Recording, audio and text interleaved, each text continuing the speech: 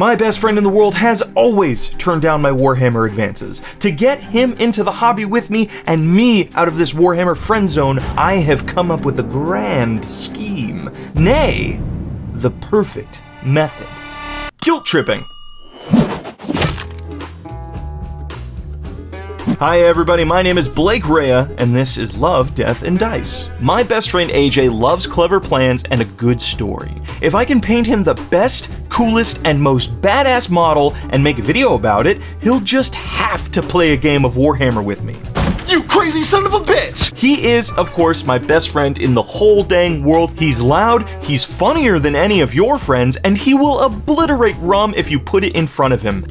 So who better to paint a pirate orc for? This is the wonderful resin Captain Bloodclaw bust from boutique miniature company Artel W. As with all resin miniatures, you will need to give this a good soak of hot water and soap, making sure to scrub away any leftover release agent because this will prevent paint from adhering properly. AJ loves vibrancy. Anytime I see this dude, he's always sporting saturated colors and gravitates towards stuff that drips with style. If I'm painting an orc for a guy like that, it needs to be loud. I do love a good challenge, so first we prime outside.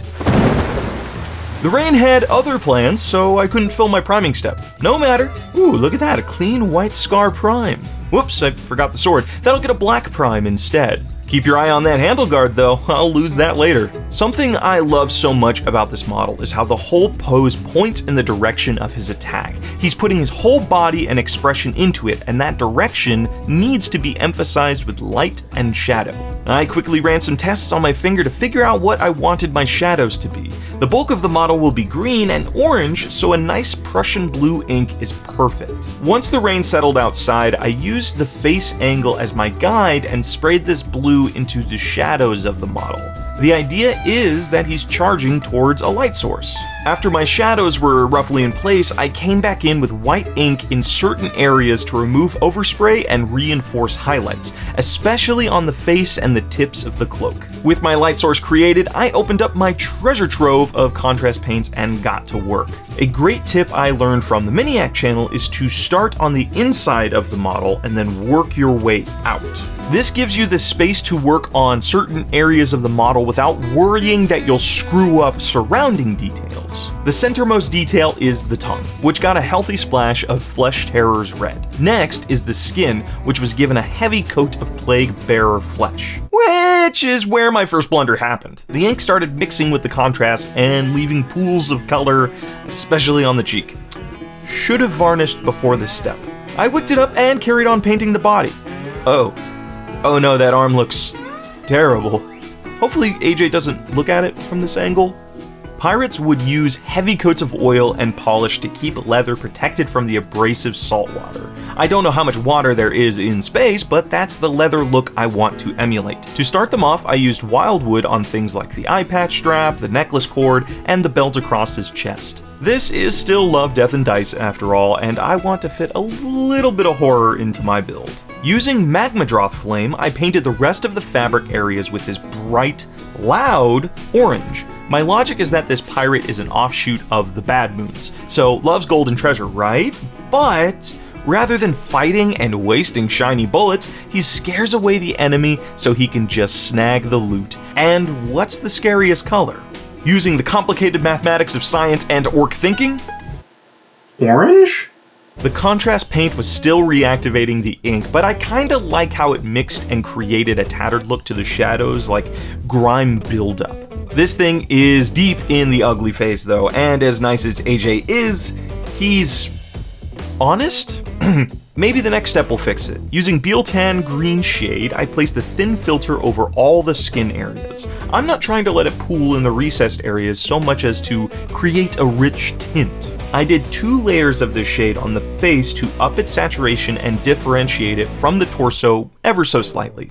To add age to the hair, I used Basilicanum Grey. Again, my shadow blue was way more intense than it needed to be. Using coal black, I hit all of the areas I wanted to be metallic, as well as his teeth and eye. I like to think that he thinks that grog is enough to wipe away all that black.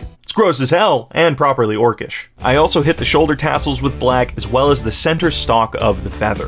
From the middle of the tooth to the tip, I layered on neutral gray, making sure to leave the root of the gums black. I did leave one tooth solid black for a fun idea later. To add texture and create a material difference to the patchwork repair on his hat, I dotted the top corner of the patch. I focused on the top corner because this is where the light source would illuminate this texture. I also hit the tassel knots and the center of the stock feather with this gray. Next, I used bright neutral gray to add one more highlight to all of the gray areas except the patchwork on his hat. For the teeth, I focused on the very edges to allude to sharpness. Now that my teeth are done, I wanted to edge out all of the orange fabric. Using orange, I very carefully ran my brush along every fabric edge. I also outlined the metal on the hat to suggest that the pin is pushing up through the fabric. After the edges on the fabric were done, I realized why this thing is so ugly. It's how splotchy all of the flat areas of the skin are. I figured that contrast would work well on the organic areas of muscle, but I think I should have thinned it. Some opaque highlights will be needed to fix this. After pouring a healthy amount of bright yellow green onto my palette, I began running my brush over every raised area of the flesh, keeping in mind my light source as to not highlight shadowed areas. For the face, it was things like the mouth creases, the brow, and the forehead. For the torso and arms, I focused on the knuckles, raised tendons, the squished muscle towards the elbow, the tension in the neck, pecs, and of course, the six-pack. It's not perfect, but it's better than the orcish liver spots he had before. AJ does hate older people, like a lot. To finish off my fabric areas, I wanted to apply one more scratchy highlight. Using warm flesh, I ran the brush even more lightly along the orange cloth edges. Next, I scratched pale yellow onto the edges of the leather, as if the well-oiled surface above has been torn away to reveal the raw leather beneath. Working with a bust for the first time has been incredibly fun. With the greater amount of surface area to work with, I feel like I can play around with texture and rendering in a way that isn't always possible on smaller miniatures. I may have bought another bust because I enjoyed it so much. Okay, maybe 2 or 3. On the torso section, I hit the buckles, medals, necklace, and the center of the shoulder pads with necro gold for a tarnished brass look. The face is where the gaudy action happens. This guy will flex on any and all who oppose him, just like my buddy. Using the same gold, I hit the right tooth, the eye patch, and the medallion on his hat. Fun fact, he stole that gold tooth from another orc. The remaining metal areas got a dry brush of dark silver. To contrast all of the bright colors of the piece, I'd like the jaw and the sword to be a black metal. The dry brush worked out great because these areas are sculpted with divots and chips, so all of the raised areas got a dull silver while the recesses remained black. To sharpen up the most prominent edges, I hit them with silver. Things like the rivets on the blade and metal jaw. Coming back to necro gold, I painted the handle guard as well as the metal teeth on the jaw armor. To highlight these areas, I used light bronze, really focusing on those edges to sell their sharp nature. It was here that I decided to glue all my pieces together and realized I lost the finger guard. Maybe he won't notice. Hot damn though, does that look awesome regardless.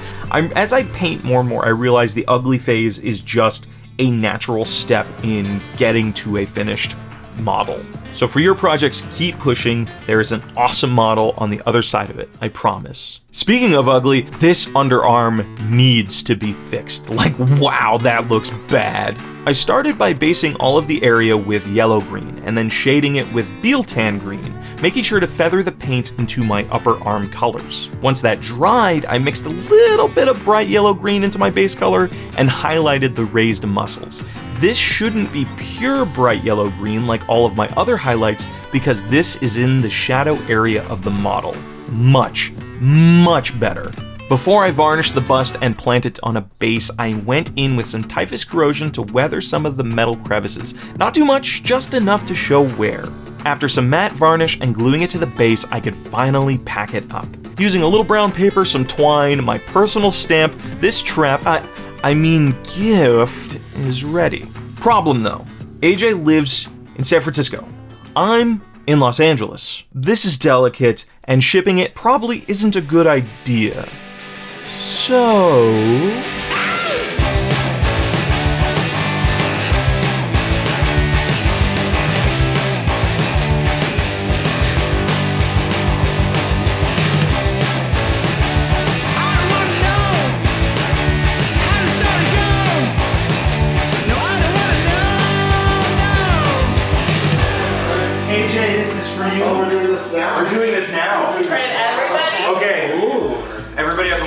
this for like 20 plus hours. Oh. This is for AJ.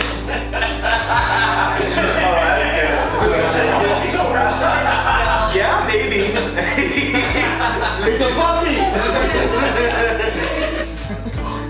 It's a little guy! Yeah! Holy shit, he looks cool as hell! It's a space orc. To accept this gift, it does come with a caveat. What's the caveat? You have to come onto the channel and play Warhammer with me. Okay, I'm in. With that. Guys, let's space orcs! Hell yeah! Let's do it! Alright, you gotta shake on it. Deal. Thank you. Merry Christmas. Just wanted to do that really quick. Jokes aside, AJ, you are my best friend in the whole world. You are a kick-ass collaborator, a hilarious man, and a genuinely positive force in my life. Even if you don't get into Warhammer, I hope you treasure this gift and the time it took to make it, as I treasure our friendship and the time it took to cultivate it.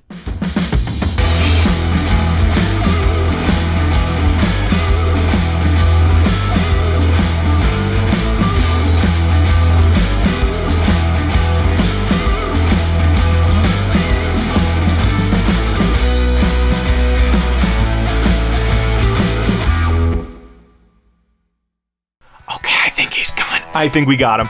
Yeah, we got him. For more underhanded tactics and, oh yeah, Warhammer painting, I guess, make sure to subscribe and check in every month for new painting videos. Until next time, go build something for a friend. I had no real good need for a Band-Aid fix. I had no real good need for them sleight of hand tricks. So I ignored my good intention. Call that number anyway.